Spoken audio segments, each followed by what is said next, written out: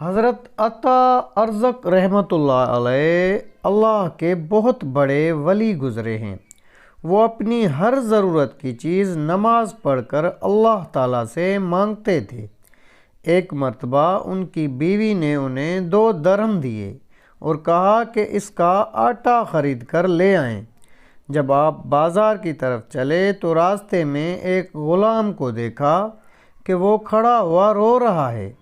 اس کی یہ حالت دیکھ کر انہیں ترس آ گیا۔ آپ اس کے پاس گئے اور اس سے پوچھا کہ کیوں رو رہے ہو؟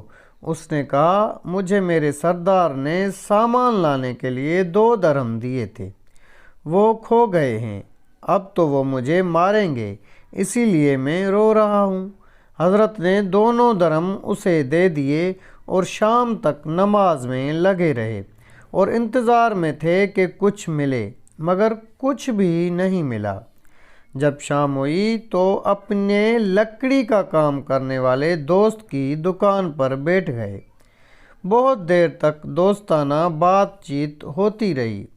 دوست نے کہا لکڑی کا یہ برادہ ہے، اسے لیتے جائیے، چولہا وغیرہ جلانے میں کام آئے گا۔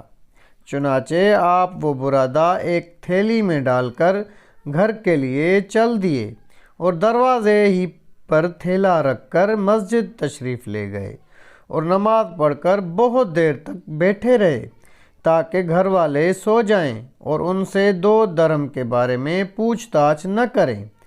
بہت دیر کے بعد گھر آئے تو دیکھا کہ وہ لوگ روٹی پکا رہے ہیں۔ آپ نے پوچھا تمہیں آٹا کہاں سے ملا؟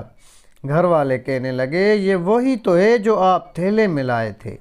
اور گھر والے ان سے کہنے لگے کہ ہمیشہ اسی شخص سے آٹا خرید کر لایا کیجیے جس سے آج خریدا ہے۔ آپ نے کہا میں اسی سے لایا کروں گا۔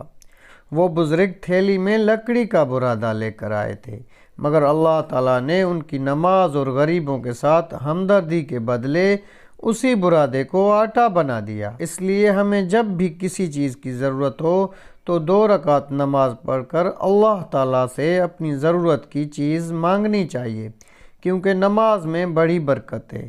انشاءاللہ اس سے ہمارا ہر کام پورا ہو جائے گا۔